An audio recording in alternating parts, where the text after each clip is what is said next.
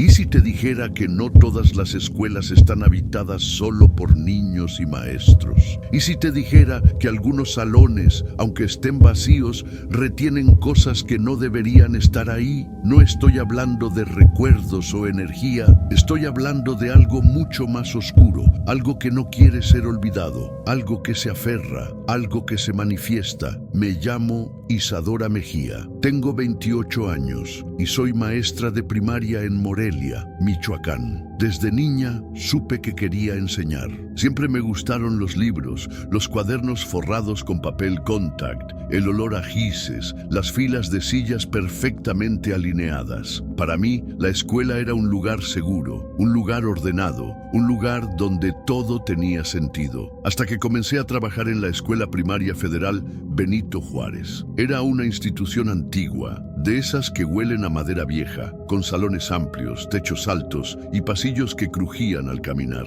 No era la escuela más moderna, pero tenía carácter, como decían algunos de los maestros veteranos. Tiene historia, repetían con orgullo. Yo solía sonreír, sin saber que esa historia tenía grietas, manchas, heridas que no cicatrizan. Me asignaron el 3D grado Grupo B, un grupo pequeño, de solo 18 alumnos, pero bastante inquietos. El primer día entré al aula y sentí algo raro. No sabría cómo describirlo. Era como si el aire estuviera más espeso ahí dentro, como si costara trabajo respirar del todo. Pensé que tal vez era la falta de ventilación o que aún no se habían abierto bien las ventanas en meses. El pizarrón era viejo, de esos verdes oscuros con marcas de años y años de tiza acumulada. Lo vi y supe que no iba a ser fácil trabajar con él. Me acerqué con un trapo húmedo para limpiarlo, y ahí fue cuando todo empezó. Había una palabra escrita con gis blanco: ayuda. No estaba en mayúsculas, ni parecía algo infantil. Las letras estaban inclinadas, apretadas, torcidas, como si alguien las hubiera escrito con desesperación. Pensé que algún alumno había querido hacer una broma, pero al pasar el trapo, la palabra no desapareció del todo. Volví a tallar, más fuerte. El gis se expandió, se hizo borroso,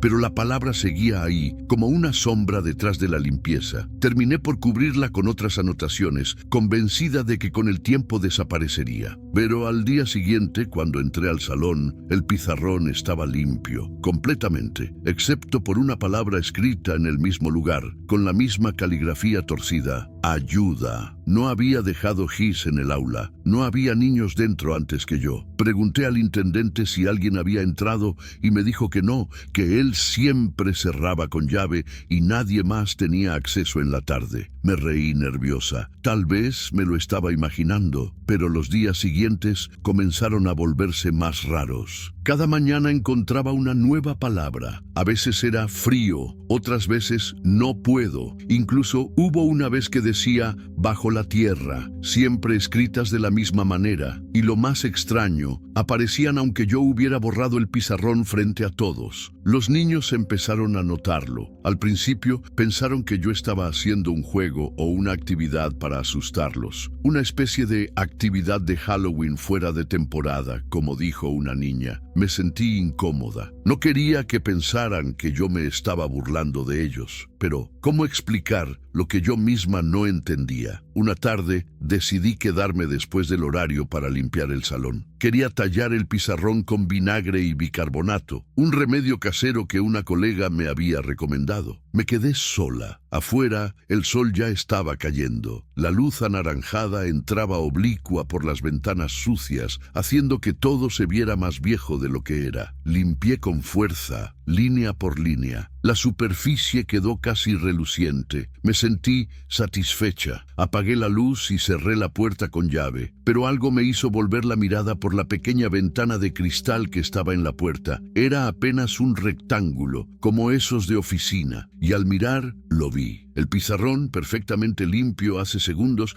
ahora tenía algo escrito. No era solo una palabra, eran varias frases, cortas, incoherentes, torcidas. Ya viene, no me dejan salir, La tierra huele a sangre. Ellos cavan. Me paralicé. No podía mover la mano que sostenía la llave. Una sensación de electricidad subía por mi nuca, como cuando uno sabe que algo no está bien. Corrí, no esperé. Bajé las escaleras, crucé el patio corriendo y salí por la reja sin decir nada a nadie. Esa noche no dormí. Pensé en todo tipo de explicaciones lógicas. Tal vez algún alumno tenía acceso a una copia de la llave. Tal vez era una broma. Tal vez yo me estaba volviendo loca. Pero lo que pasó al día siguiente terminó por borrar cualquier esperanza racional. Cuando llegué al salón, una de las niñas, Daniela, estaba parada frente al pizarrón. Tenía la cara blanca como papel. Me acerqué de inmediato. ¿Qué pasa, mi amor?, le pregunté. Ella giró lentamente. Tenía los ojos llenos de lágrimas. Profe, la niña del pizarrón me habló. Tragué saliva. ¿Qué niña? Daniela señaló con un dedo tembloroso. La que se sienta ahí, en la última fila, la que no tiene sombra. Me temblaron las piernas. En la última fila no se sentaba nadie. Siempre quedaba vacía. A partir de ese momento, supe que estaba atrapada en algo que escapaba de mi comprensión. Y eso fue solo el principio.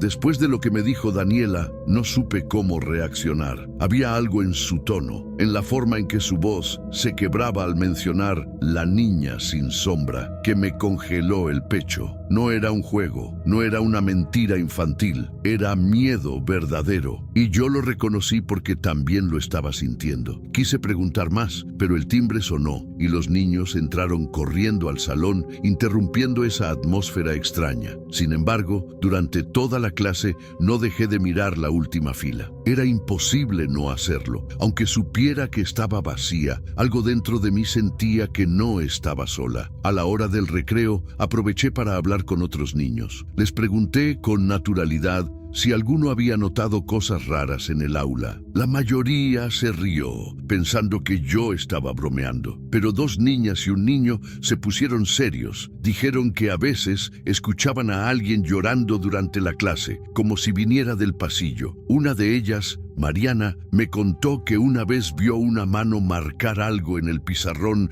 mientras nadie lo tocaba. Pensó que era un efecto de la luz, y aunque todo parecía demasiado extraño para ser cierto, sus relatos coincidían en detalles. Esa tarde decidí hablar con la directora, la señora Marta Estrada, una mujer de unos 60 años, estricta, siempre vestida de forma impecable. Al entrar en su oficina, le dije que tenía algunas preocupaciones sobre el aula. No mencioné lo paranormal de inmediato, solo dije que los niños y yo habíamos notado cosas extrañas, sonidos, palabras que aparecían solas y una atmósfera inquietante. Ella no se sorprendió. Eso fue lo que más me perturbó. Suspiró, se quitó los lentes y me pidió que cerrara la puerta. Se lo diré porque merece saberlo, me dijo. Ese salón fue cerrado durante casi 5 años. Nadie quería trabajar ahí. Me contó que años atrás una maestra joven llamada Lucía había sido asignada al mismo grupo, en el mismo aula. A las pocas semanas comenzó a mostrar comportamientos extraños. Se aislaba, lloraba sin motivo, hablaba sola. Los niños se quejaban de ruidos raros,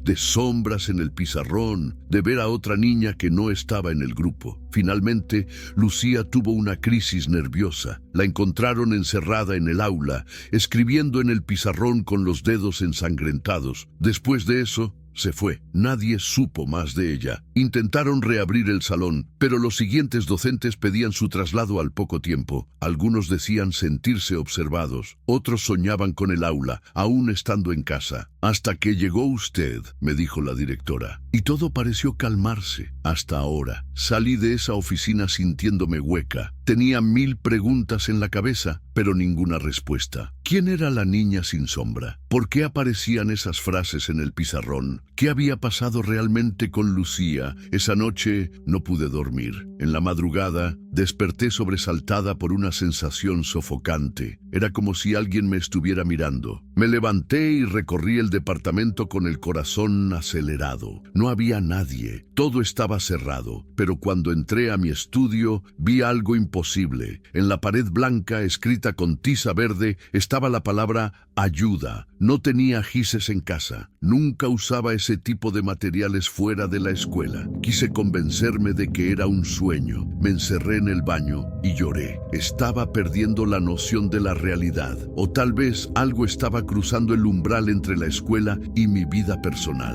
Al día siguiente, regresé al aula decidida a grabar. Coloqué una cámara pequeña en la parte trasera del salón, apuntando al pizarrón. Quería tener pruebas. Lo hice sin que los niños se dieran cuenta. Pasaron las clases y como era viernes, los estudiantes salieron temprano. Me quedé sola para revisar la grabación. Avancé las imágenes lentamente. Todo parecía normal, pero en un momento, alrededor de las 11:14 a.m., mientras estaba escribiendo en el cuaderno de Mariana, el pizarrón comenzó a escribir solo. No era una palabra entera, era como si una mano invisible comenzara a trazar letras, lentas, torcidas, dolorosas. Cuando el movimiento terminó, apareció la frase, me encierro porque me duele recordar. Me quedé sin aire. Tuve que sentarme. Esa misma tarde, regresé con la directora y le mostré el video. Ella lo vio sin decir nada. Cuando terminó, me miró con ojos húmedos. Tenemos que mostrarle esto a alguien, me dijo, pero no a cualquiera. Hay alguien que estuvo aquí desde antes, que sabe cosas que no están en los registros oficiales. Me llevó a la casa de la señora Adela, una exintendenta de la escuela que se había jubilado hacía más de 10 años. Una mujer mayor, de cabello completamente blanco y mirada severa. Cuando vio el video, no se sorprendió. Solo dijo, otra vez ella. Nos contó que en los años 80, una niña llamada Julia fue hallada muerta en ese salón. Según los reportes, se cayó accidentalmente y se golpeó la cabeza con una esquina del escritorio. Pero Adela no creía en eso. Esa niña venía todos los días antes de la hora, se sentaba sola, hablaba con la pared, decía que el piso le contaba cosas. ¿Y qué pasó con su familia?, pregunté. La mamá desapareció semanas después. El papá, nadie lo volvió a ver. Y nadie quiso volver a hablar de ella. Julia, ese era el nombre. La niña que se sienta en la última fila, la que no tiene sombra. Salí de esa casa con la certeza de que todo tenía raíces mucho más profundas de lo que imaginaba. Al llegar a mi departamento, encontré una nota debajo de mi puerta. No tenía remitente, solo decía, ya sabes demasiado, no sigas. Mi cuerpo entero se estremeció. No lo había contado a nadie más. Nadie sabía que habíamos visitado a Adela, excepto ella. La noche siguiente soñé con el salón. Estaba vacío, oscuro. Yo estaba frente al pizarrón y alguien escribía detrás de mí, pero no podía moverme. Solo podía mirar cómo las palabras aparecían una a una. Cuéntalo, si no, me quedo. Desperté llorando. Tenía sangre en la palma de la mano. Había estado apretando el puño con tanta fuerza que las uñas me lastimaron. A la mañana siguiente, cuando llegué a la escuela, los niños estaban en el patio. Me acerqué al aula con la esperanza de que todo fuera una mala racha, que las cosas volvieran a la normalidad. Pero al abrir la puerta, el pizarrón estaba completamente cubierto de frases, una sobre otra, como si alguien las hubiera estado escribiendo sin parar durante horas. ¿Dónde están mis ojos? Me taparon la boca. El piso huele a podrido. Todavía estoy aquí. Y al centro, grande, en letras torcidas, Isadora. Sentí que el alma se me salía del cuerpo. El salón sabía mi nombre. Ya no era solo una presencia en el aula. Ahora estaba entrando en mí. Después de ver mi nombre en el pizarrón, escrito con aquella caligrafía torcida y angustiada, no supe qué hacer. Me quedé ahí, en la puerta, como si cruzarla significara entregar algo que aún no entendía. Los niños seguían jugando en el patio. Nadie más lo había visto, solo yo, como si ella supiera que tenía que mostrármelo a solas. Entré lentamente. Cada paso sobre el piso de madera crujía como si despertara algo enterrado bajo mis pies. El aire era más frío, más denso. Me acerqué al pizarrón. Las frases parecían recientes. El gis todavía dejaba pequeñas partículas flotando en el ambiente. Tomé una fotografía con mi celular. No sabía si tendría tiempo para conservar pruebas después. Luego, con manos temblorosas, empecé a borrar todo, una por una. Cada palabra parecía oponerse a desaparecer. Dejaban sombras, residuos, como cicatrices en la superficie. Pero finalmente logré dejar el pizarrón en blanco, o eso creí. Esa misma tarde me llamaron de la dirección.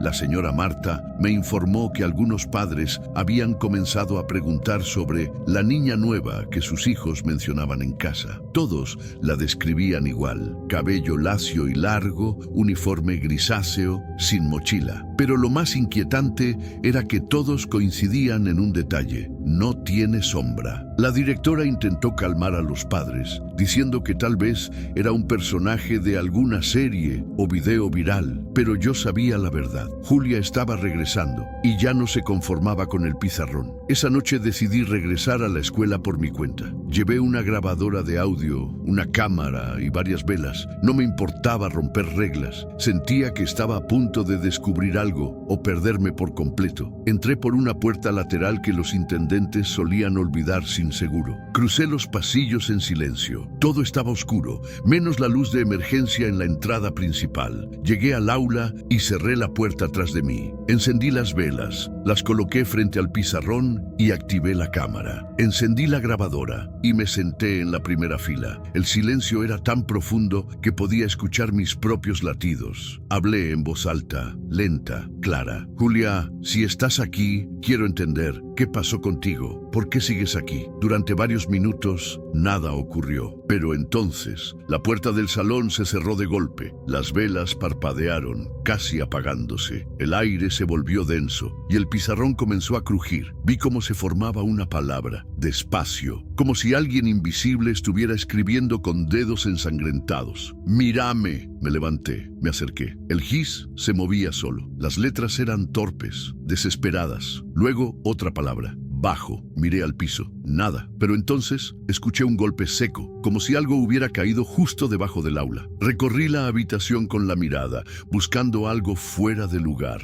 Me detuve en una esquina donde el piso parecía ligeramente más elevado. Me arrodillé, golpeé con los nudillos. Hueco. Corrí al cuarto de mantenimiento y regresé con una palanca oxidada. Tardé varios minutos en romper la madera, pero finalmente logré levantar una de las tablas. Debajo, tierra, y más abajo, algo envuelto en una manta gris. Escarbé con las manos desnudas, sin pensar. Mis uñas sangraban, mi garganta ardía. Pero no me detuve. Lo que saqué era un cuerpo pequeño. El cráneo aún tenía restos de cabello. La manta estaba manchada de marrón oscuro, seco. A su lado, una muñeca rota. Y en la muñeca del cadáver, una pulsera plástica con el nombre Julia. Vomité. No sé cuánto tiempo estuve ahí, llorando, gritando, suplicando que fuera una pesadilla, pero no lo era. Llamé a emergencias de forma anónima. Dejé el cuerpo allí, cubierto, y me marché antes de que llegaran. Me encerré en casa, apagué todas las luces, lloré hasta quedarme dormida. Al día siguiente, la noticia estaba en todos los periódicos locales. Encuentran restos humanos bajo salón de escuela primaria en Morelia. No se mencionó mi nombre, pero sabía que la historia comenzaría a circular y con ella tal vez Julia tendría justicia. La escuela fue cerrada temporalmente, el aula clausurada. Algunos medios hablaron de negligencia, otros de encubrimiento histórico. Nadie explicó cómo había llegado ese cuerpo ahí, pero yo sabía. Volví a soñar con ella. Esta vez no estaba en el aula, estaba en un campo abierto bajo el sol. Corría, sonreía, tenía sombra. Al despertar, sentí algo sobre mi buró. Era la muñeca rota, la misma, envuelta en una nota: gracias. Lloré. Por primera vez en semanas, lloré con alivio. Pasaron meses, cambié de escuela, me mudé de ciudad. Pensé que todo había terminado, pero hace unos días, al revisar los dibujos de mis nuevos alumnos, encontré uno diferente. No tenía nombre. Era una figura femenina con cabello largo, ojos grandes, uniforme gris y una frase escrita con letras torcidas al pie del dibujo: no siempre puedo irme, a veces me llaman de nuevo. Ese día, la sombra de mi salón parpadeó y en la pizarra blanca,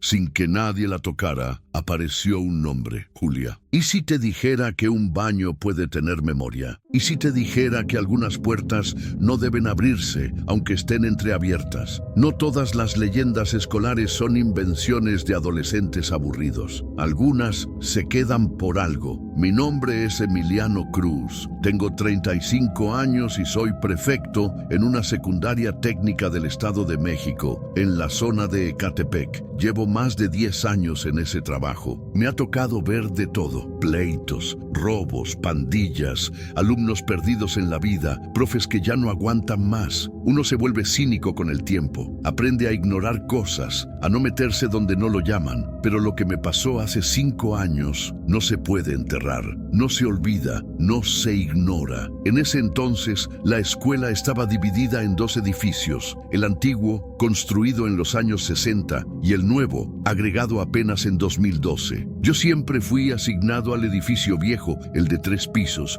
con muros de concreto descarapelado y olor a humedad permanente. Me gustaba estar ahí. Nadie quería encargarse de esa parte. Las escaleras eran pesadas, las ventanas no cerraban bien y los salones eran oscuros aunque fuera pleno día. Pero para mí era tranquilo y en silencio uno puede pensar. En el segundo piso había un baño que casi nunca se usaba. Nadie lo decía en voz alta, pero todos sabíamos que tenía algo raro. Los alumnos evitaban entrar ahí, aunque el baño del primer piso estuviera lleno. Incluso los maestros preferían aguantar o ir al edificio nuevo. Cuando preguntabas por qué, decían cosas como: huele feo, la puerta no cierra bien, o me da flojera subir. Nadie mencionaba lo que realmente sentía: miedo. Miedo sin nombre, sin forma, pero miedo. Un día de septiembre me pidieron cubrir el turno vespertino porque el otro prefecto estaba enfermo. Yo odiaba ese turno. Los alumnos eran más rebeldes, el ambiente más tenso, pero acepté. Necesitaba el dinero extra. Esa tarde, mientras revisaba los salones del segundo piso, noté que la puerta del baño estaba abierta. Era raro. Siempre la dejaban cerrada. Me acerqué por simple rutina, más por cumplir que por sospecha. Empujé la puerta y sentí ese cambio en el aire. No sé cómo explicarlo. Era como si entraras a una habitación donde alguien había llorado mucho, o como si acabaran de gritar ahí, pero ya no quedara sonido. Solo ese rastro invisible que te aprieta el pecho. Encendí la luz. Parpadeó 2 veces antes de estabilizarse. Había 3 cubículos. 2 estaban abiertos. Uno, el del fondo, estaba cerrado. ¿Hola? Pregunté por si algún alumno se había escondido. Nada. Me acerqué. Pateé suavemente la puerta del cubículo cerrado. No se movió. Entonces escuché un golpe seco. No dentro del baño, no sobre el piso, sino desde abajo, como si algo o alguien hubiera golpeado el interior del excusado. Sentí escalofríos, pero me obligué a mantener la compostura. Abrí lentamente la puerta. El inodoro estaba vacío, pero el agua tenía un color extraño. No era completamente clara. Tenía una tonalidad grisácea, casi metálica, y olía mal, no a desecho, no a drenaje, olía a algo muerto. Salí del baño, cerré la puerta, anoté en mi libreta: revisar fuga en baño segundo piso. Quise convencerme de que eso era una fuga, un problema de plomería, algo técnico. Pero al día siguiente, en la mañana, un alumno de 3er grado se desmayó al entrar al baño. Dijo haber visto una cara dentro del espejo, una cara que no era la suya. Luego, una chica de 2º año salió llorando, gritando que la mano le jaló el cabello. No había nadie más ahí. El director ordenó cerrar el baño de forma indefinida. Lo clausuraron con una cadena y un letrero mal escrito que decía "fuera de servicio", pero no sirvió de nada, porque el olor comenzó a salir igual, porque las luces del pasillo parpadeaban cada noche, porque los maestros de limpieza escuchaban risas cuando trapeaban cerca. Y luego vino el rumor, uno que me negué a creer al principio, el de la niña que se había ahogado en ese baño. Supuestamente, muchos años atrás, una alumna llamada Ximena había sido víctima de bullying por parte de sus compañeras. Le quitaban la comida, le escondían los libros, le decían que su olor apestaba a caño. Un día, encerraron su cabeza en el retrete y bajaron la palanca. Ximena no salió viva. Nadie fue castigado. Las familias ocultaron todo. El acta decía muerte accidental. Pero desde entonces, ese baño nunca volvió a ser igual. No quise creerlo. Pero entonces pasó lo que me marcó para siempre. Una tarde, se fue la luz en todo el edificio. Los del turno matutino ya se habían ido. Me quedé solo, esperando a que reconectaran la energía. Cometí el error de subir al segundo piso con la linterna de mi celular. No sé por qué. Tal vez porque escuché algo, tal vez porque me llamaron, o tal vez porque me eligieron. La puerta del baño estaba entreabierta. No debía estarlo. Me acerqué. No quería, pero lo hice, y al empujarla vi la figura, una niña, de espaldas, frente al espejo. No se movía, no hacía ruido, pero su reflejo sí me miraba y sonrió. No recuerdo haber gritado, no sé si mi cuerpo me permitió hacerlo. Cuando vi a aquella niña de espaldas, inmóvil frente al espejo, con su reflejo sonriendo mientras ella seguía en silencio, algo dentro de mí se quebró. Una grieta sorda. No fue pánico inmediato, fue un miedo que se metió por la piel, lento, húmedo, como un veneno que no mata de golpe, sino que te adormece hasta que olvidas quién eres. Cerré los ojos, apagué la linterna del celular. Tal vez, si no la veía, si no le daba forma, desaparecería. Cuando los volvía a abrir, no había nadie, solo el espejo, sucio, resquebrajado en una esquina, pero algo me dijo que no estaba solo. Retrocedí lentamente, cerré la puerta del baño con fuerza, bajé las escaleras sin mirar atrás, sin detenerme. En mi mente solo repetía una frase que no recordaba haber oído nunca, pero que sonaba como un eco en mi interior. No la veas directo o se queda contigo. Esa noche soñé con agua, no con mar ni con ríos. Agua estancada, oscura. En el sueño, yo estaba atrapado en uno de los cubículos y desde el inodoro brotaba un líquido espeso, oscuro, que subía lentamente hasta mis rodillas, luego mi cintura, luego mi cuello. Al fondo podía ver su rostro. No tenía pupilas, solo cuencas vacías. Sonreía.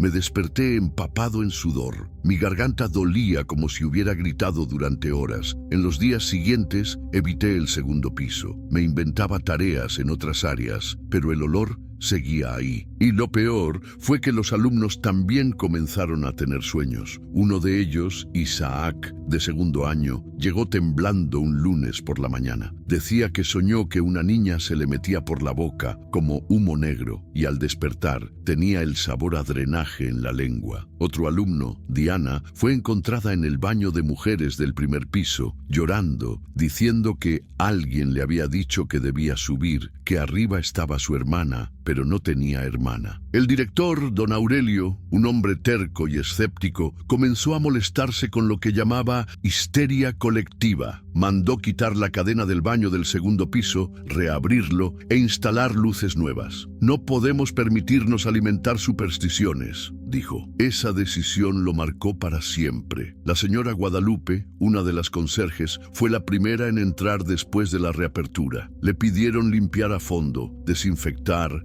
quitar telarañas. Aceptó sin protestar. Era una mujer de carácter fuerte, pero después de estar dentro más de 30 minutos sin salir, alguien fue a buscarla. La encontraron sentada en el piso, en posición fetal, susurrando: «No tiene ojos, no tiene ojos, no tiene ojos». Nunca volvió a trabajar, ni siquiera regresó por su finiquito. Su hija vino a recoger sus cosas, no quiso hablar con nadie. Intentamos nuevamente cerrar el baño, esta vez con una soldadura en la chapa, pero a la semana la puerta apareció entreabierta otra vez, sin marcas de haber sido forzada. En medio de todo esto, me sentía cada vez más debilitado. No dormía bien. Soñaba con pasillos interminables, con grifos abiertos que goteaban sangre, con voces que salían de las coladeras. Un día me armé de valor y comencé a investigar. Busqué en archivos viejos, en periódicos de la hemeroteca local, en actas polvorientas de la escuela. Me tomó semanas, pero encontré algo. En 1994, una alumna llamada Jimena Beltrán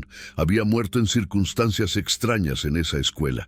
El acta decía accidente por caída, pero el reporte médico tenía incongruencias. Había marcas en el cuello, agua en los pulmones, en pleno salón de clases. Busqué más, pregunté a antiguos empleados. Uno de ellos, ya jubilado, me dijo que esa niña era víctima de burlas, que una tarde la vieron subir sola al segundo piso. Nadie supo qué pasó, solo encontraron su cuerpo en el baño, mojado, helado, con los ojos abiertos, pero en blanco. Me mostró una fotografía antigua, una ceremonia del Día de la Bandera, varias niñas formadas, y al fondo un rostro que no coincidía con ninguna del registro escolar, pálida, mirando directamente a la cámara, sin sombra. La reconocí, era la del espejo. Después de eso, algo cambió. Yo ya no era un simple observador, me había involucrado, me había metido donde no debía. Comenzaron a ocurrirme cosas. Objetos en mi casa cambiaban de lugar.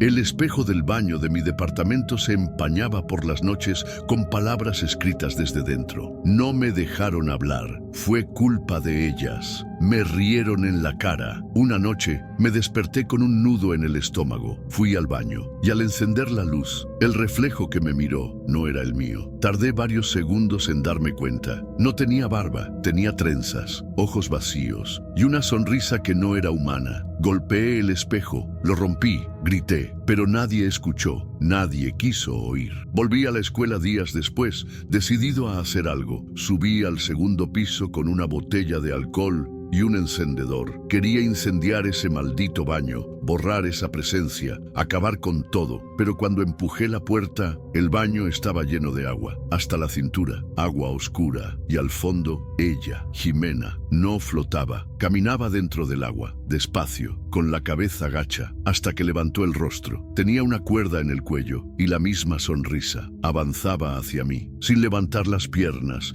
sin hacer ruido. No supe cómo salí. No recuerdo correr. Solo recuerdo abrir los ojos en el patio, tirado, empapado, temblando. El director me despidió días después. Me acusaron de intentar vandalizar el edificio. No importó lo que dije, no importó lo que mostré, no importó el miedo en mis ojos. Nadie quiere creer lo que incomoda. Fui despedido con una carta fría y un silencio más brutal que cualquier palabra. Me echaron sin escuchar, sin mirar mis ojos. A nadie le importó saber qué había visto, qué me seguía desde entonces. Intenté rehacer mi vida. Encontré trabajo como velador en un almacén al sur de la ciudad. Algo tranquilo, lejos de escuelas, de niños, de baños, pero por dentro nada volvió a ser normal, porque la noche ya no era silencio, era un constante goteo, era un reflejo que no coincidía con el mío, era el eco de una risa contenida que se escurría por las paredes. Pasaron semanas y la humedad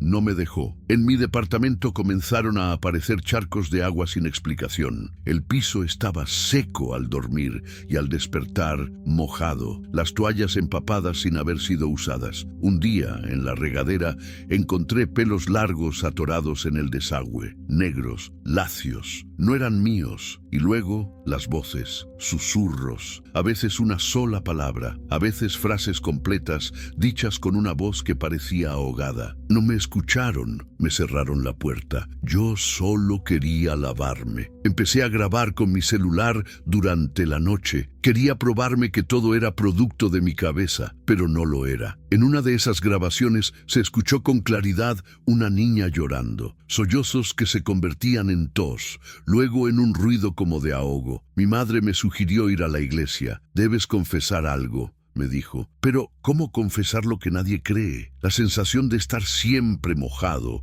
de cargar un peso invisible, me volvió insomne. Bajé de peso, dejé de comer. Una madrugada, después de días sin dormir, decidí volver a la escuela. Quería enfrentarla una vez más. Quería saber qué deseaba de mí, qué la ataba a mí. Me colé por la reja trasera. Nadie vigilaba de noche. Subí al segundo piso con una linterna vieja y una grabadora en la otra mano. El aire estaba tan húmedo que las paredes sudaban. El baño estaba abierto, el letrero de fuera de servicio tirado en el piso, la puerta colgando de una bisagra. Adentro, oscuridad. Encendí la linterna y di un paso, luego otro. El piso estaba mojado, como si hubieran trapeado con sangre diluida. Entré. Los cubículos estaban abiertos, menos uno, el del fondo, cerrado, como siempre. Me acerqué, no toqué la puerta, me senté en el suelo, coloqué la grabadora y hablé. Ximena, sé que estás ahí, sé que no fuiste escuchada, pero yo sí estoy aquí.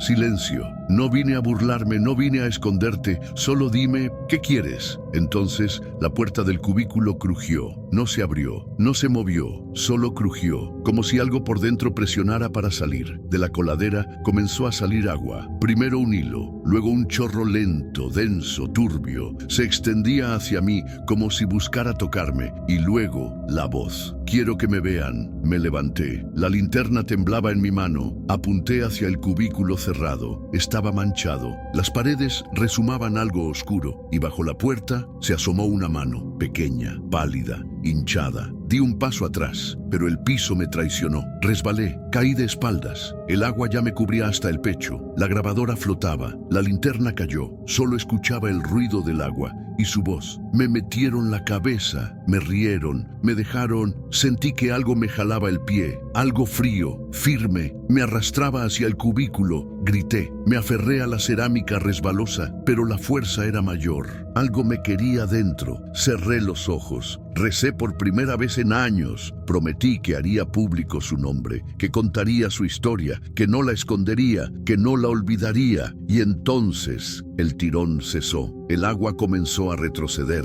como si alguien lo succionara todo de golpe. Me quedé tirado, empapado, jadeando. El cubículo estaba abierto. Adentro, nada, solo el espejo y mi reflejo, o eso creí, porque mi reflejo no me imitaba. Yo lloraba, él reía. Me fui, como pude, cojeando, empapado, hundido en un terror que ya no me dejaba respirar. Desde entonces he dedicado mi vida a recopilar historias como esta, a ir donde nadie quiere ir, a escuchar lo que otros callan, a dar nombre a lo que fue enterrado con vergüenza. Pero Ximena no se ha ido. Donde hay un espejo empañado, ahí está. Donde hay una niña llorando sola, ahí aparece. Donde hay una puerta mal cerrada, puede estar al otro lado. Una vez, en una conferencia donde conté mi historia, alguien del público me preguntó si todo era real. Le respondí que sí, y me dijo, entonces no deberías contarla, porque puedes llamarla. Y desde ese día, cada vez que cuento esto, el espejo de mi baño se agrieta un poco más. Y si te dijera que algunas puertas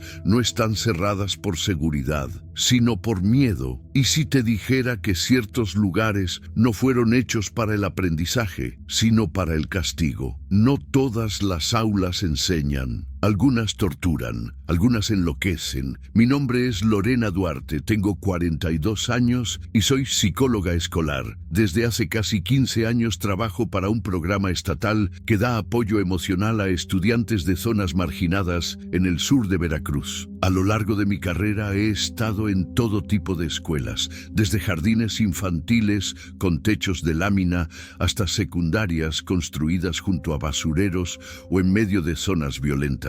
He escuchado de todo: abuso, abandono, suicidios, pandillas, hambre, pero lo que viví hace 2 años en la telesecundaria 18 de marzo, ubicada en un ejido olvidado entre Las Choapas y Minatitlán, fue algo que no se parece a nada, ni siquiera al dolor humano. Era otra cosa, un dolor viejo, vivo, que respiraba por las paredes. Me enviaron ahí tras un reporte alarmante: 4 estudiantes con episodios de agresividad súbita, alucinaciones auditivas y una niña, Marilú, que intentó arrancarse las uñas con los dientes diciendo que tenía algo debajo de ellas. La directora solicitó apoyo psicológico urgente. Decía que no sabía qué más hacer, que los maestros también estaban empezando a enfermar. Llegué una mañana de martes, después de 4 horas por carretera y casi 2 más por un camino de tierra roja. La escuela tenía 3 aulas, un baño mixto, una dirección y un techado deportivo. Todo muy básico. Pero lo primero que noté no fue la pobreza. Fue el aula del fondo, sellada. No tenía puerta. Solo una lámina metálica clavada sobre el marco, con remaches oxidados. Encima, una cruz blanca pintada a mano. ¿Esa aula está en reparación?, pregunté. La directora, la profesora Marisa Salcedo, me miró con incomodidad. No, está cerrada, no se usa. ¿Por qué? Porque así debe estar. Quise insistir, pero noté cómo sus ojos evitaban el contacto, como si temiera decir más. Comencé mis sesiones con los alumnos. Les pedí que dibujaran cómo se sentían en la escuela. La mayoría hizo casas, árboles, caritas, pero 4 dibujos me perturbaron. Mostraban un salón sin ventanas, con paredes negras y una figura encorvada en el rincón. Uno de ellos escribió al pie: "Ahí adentro habla la boca sin cara". Les pregunté si ese lugar existía. Todos señalaron lo mismo: la última aula, la sellada. Al terminar el día busqué a los maestros. Les pedí información sobre esa aula. Me dijeron que muchos años atrás, antes de que existiera esa reja metálica, ese salón se usaba como bodega. Pero algo cambió. Un profesor, de quien no sabían o no querían decir el nombre, había sido encontrado dentro, en estado de shock. Rascaba la pared con las uñas. Tenía sangre seca en los labios. No hablaba, solo decía una frase una y otra vez: "Ella canta cuando todos duermen". Después de eso, decidieron cerrarla. Los rumores decían que antes de eso ya pasaban cosas: gritos, risas a medianoche, libros que aparecían abiertos en idiomas desconocidos. No había registros oficiales. Todo era oral, silencios heredados. La segunda noche que pasé ahí, me hospedé en la casa de la maestra Marta, una señora mayor que vivía sola a unas cuadras. Me prestó un cuarto con cama de fierro. En la madrugada escuché pasos fuera de la ventana. Pensé que era algún animal, pero entonces escuché algo más: el sonido de gises escribiendo en un pizarrón. Rápido, desesperado, me levanté, me asomé y lo vi. Un hombre parado frente al aula sellada. No tenía rostro, solo piel lisa. Sostenía un gis que flotaba frente a la lámina. Escribía en el aire. Al día siguiente le conté esto a la profesora Marisa. Ella palideció. «Usted también la está viendo». No me atreví a preguntar a qué se refería con la. Decidí quedarme más tiempo. Sentía que había algo más. Que los niños no estaban enfermos de la cabeza, que estaban siendo invadidos. Una tarde, mientras los estudiantes estaban en recreo, caminé hacia el aula sellada. Toqué la lámina. Estaba tibia, como si hubiera sol directo, pero estaba a la sombra. Pegué el oído. Silencio. Y luego un murmullo, lejano, como si viniera de muy dentro. No era una voz, eran muchas, como un rezo murmurando al revés. Retrocedí. Esa noche encontré en un archivo olvidado de la SEP un documento de los años 80. Una denuncia por maltrato contra un profesor de esa escuela. Se le acusaba de encerrar a los alumnos dentro de un salón oscuro como castigo. Uno de ellos murió. Nunca se supo si fue por asfixia, por golpes o por miedo. El maestro fue trasladado. Murió poco después. Volví a mirar el expediente. Había una foto antigua de la escuela y ahí estaba, la misma aula sin sellar, con una ventana rota. En la imagen se veían marcas en las paredes, palabras como «déjenme» y «ella me canta los huesos». La tercera noche decidí quedarme en la escuela. Convencí al intendente de dejarme entrar sola. Me instalé en el salón contiguo al aula sellada. Coloqué una grabadora, una libreta, una vela. A las 3:17 a.m. se apagó la vela. La temperatura descendió bruscamente. Mi grabadora comenzó a emitir estática y entonces un sonido. Gis sobre lámina. Estoy despierta. No puedo cerrar los ojos. Duele soñar despierta. Me acerqué. Algo en mí me pedía huir, pero no lo hice. Coloqué la mano sobre la lámina. Estaba húmeda, pero no con agua. Era algo más espeso, como baba caliente. Y luego, desde dentro, un golpe seco, como si una cabeza se estrellara contra la lámina. «¿Quién eres?», pregunté, y la respuesta apareció escrita al instante con gis rojo. «Tu nombre». Y sí, era mi nombre, Lorena. Ver mi nombre escrito en la lámina fue como sentir un dedo frío rozando la columna vertebral. Nadie, absolutamente nadie en esa comunidad conocía mi nombre completo. Los niños me decían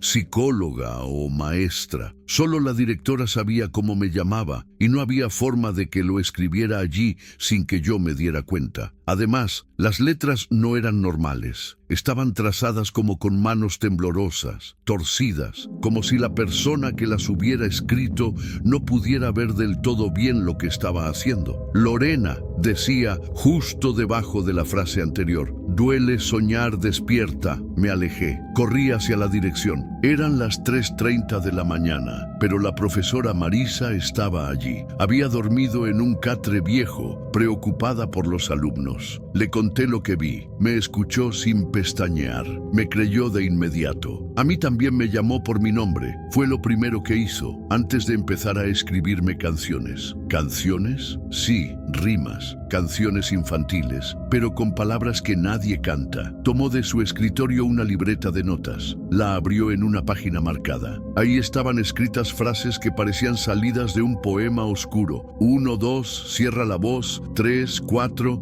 duerme en mi plato. 5, 6, rasca mis pies. 7, 8, el sueño es mocho. 9, 10, ya no me ves. ¿Dónde escuchó esto?, pregunté. Frente a la lámina, durante 3 noches seguidas, siempre a la misma hora. Su voz temblaba. Le pedí acceso a los documentos antiguos, si había alguno más. Me llevó a una caja polvorienta con archivos escolares. Ahí encontré un reporte de 1987, firmado por un docente de nombre Benigno Mata Rodríguez. El documento decía lo siguiente: solicito se tome en cuenta la conducta del alumno OCM, quien afirma que en el aula 3 hay una mujer que le canta al oído y le pide que le traiga tierra. El menor ha comenzado a excavar con sus uñas el piso del aula, causando daños estructurales. Otros estudiantes lo han imitado. Uno de ellos ha sufrido convulsiones inexplicables. Reitero la necesidad de cerrar el aula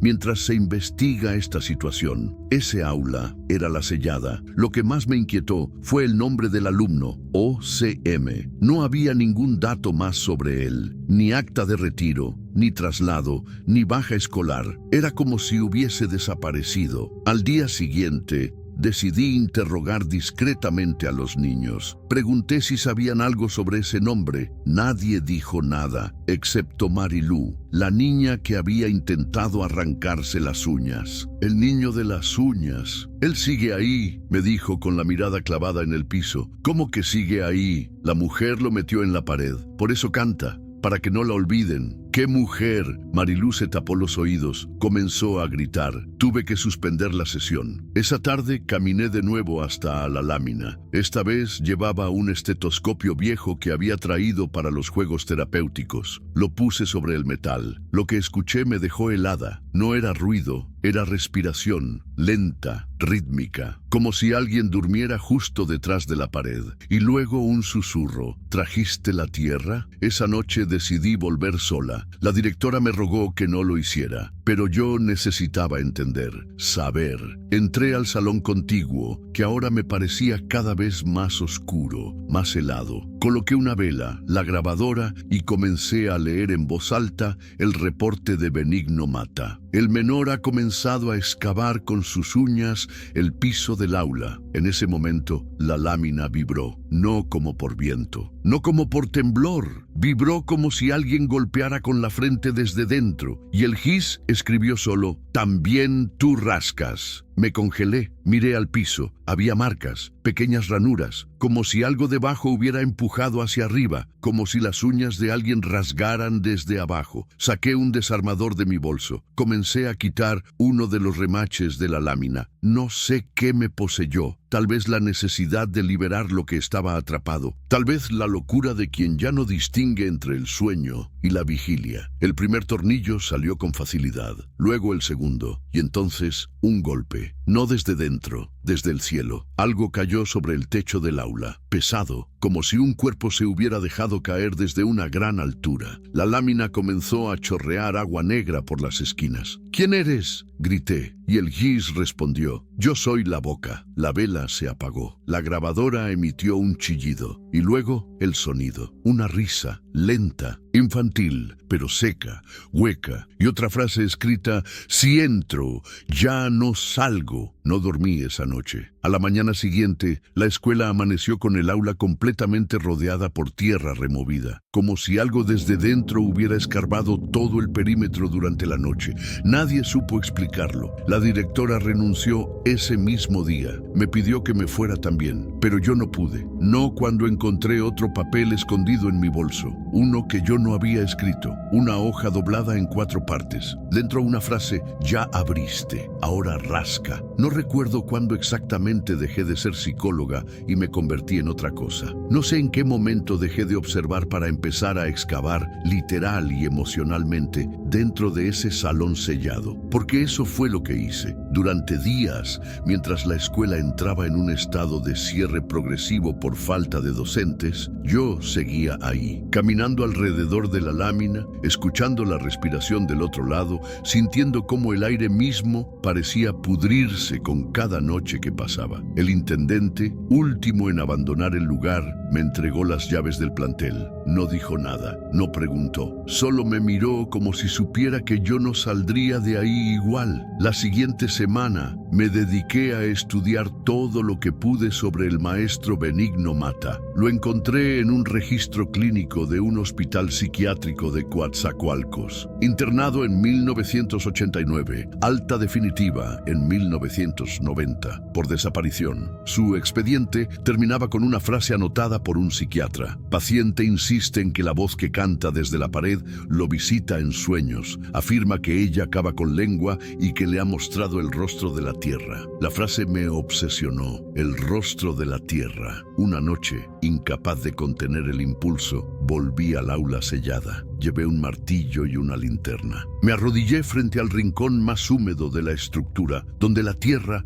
seguía suelta desde la madrugada anterior. Comencé a cavar. Poco a poco, centímetro a centímetro, la humedad se pegaba a mi piel como una baba caliente. El olor era indescriptible. Tierra podrida, metal oxidado, carne vieja. Después de escarbar unos 40 centímetros, toqué algo duro. Era madera, vieja, con grabados. Seguí removiendo tierra hasta desenterrar lo que parecía una pequeña caja. Al tocarla, escuché el sonido de algo dentro moviéndose. La abrí con manos temblorosas. Dentro había una muñeca hecha de tela, con los ojos cosidos y la boca abierta. En la lengua tenía clavado un alfiler oxidado y un papel. Lo abrí. Esta es la canción que no se debe cantar. Y justo entonces, desde la lámina, comenzaron los golpes, rítmicos, como si alguien marcara el compás. Y luego, la voz. No salía del aula, salía de mí. Mis labios comenzaron a moverse. Mi lengua, contra mi voluntad, tarareó una melodía que no conocía, pero que sentía haber escuchado en sueños. 1, 2, tierra y voz. 3, 4, abre el trato. No podía detenerme. Quise gritar, pero mi garganta estaba sellada. Era como si algo cantara usando mi cuerpo como instrumento. Me retorcí en el piso, lloré, sangré por la nariz, pero seguí cantando. Al terminar la canción, el silencio volvió, pero no era un silencio vacío. Era expectante. Algo se había activado. Durante los siguientes días, comencé a ver grietas en todos los muros de mi casa. No importaba cuánto las reparara, volvían. Grietas que se abrían como bocas, que susurraban, que escupían polvo y larvas. Los espejos dejaron de mostrarme a mí, mostraban la lámina, una y otra vez. Dormía poco, y cuando lo hacía, soñaba con un aula sin ventanas, con niños sentados de espaldas, todos con la piel cosida a las bancas, todos girando la cabeza al mismo tiempo para mostrarme que no tenían ojos. Despertaba gritando, siempre con tierra bajo las uñas. Comencé a perder el sentido del tiempo. A veces me encontraba en la cocina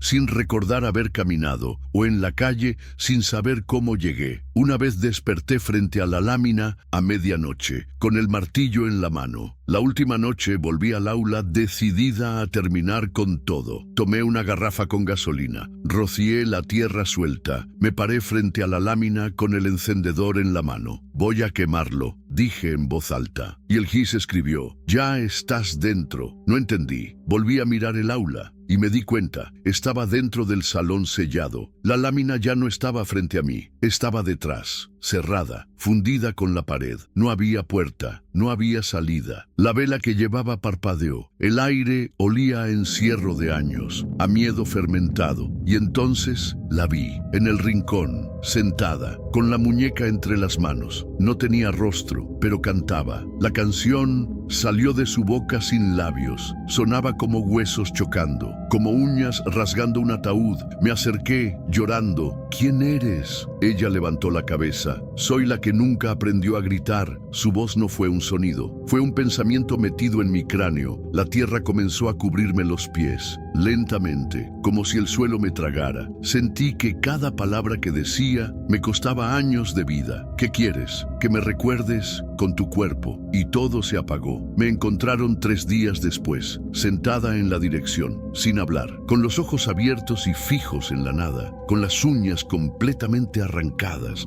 No respondía, solo escribía, en el aire, con los dedos, frases que nadie entendía. Fui trasladada a un hospital psiquiátrico de Veracruz. Durante meses no pronuncié palabra, hasta que un día una enfermera me encontró cantando, una melodía sin ritmo, sin sentido, y una letra que terminó con estas palabras: ya no rasco la pared, porque ahora rasco desde adentro. ¿Y si te dijera que las escuelas no siempre enseñan con libros? ¿Y si te dijera que algunas lecciones están escritas en paredes que respiran, en espejos que observan, en puertas que fueron selladas no por seguridad, sino por miedo? Tal vez creciste creyendo que el peligro estaba afuera, en las calles, en la oscuridad ajena. Pero estas 3 historias te demostraron que el verdadero horror también se sienta en pupitres, escribe con gis y memoriza canciones que nadie debería cantar. Y si llegaste hasta aquí, no fue por casualidad.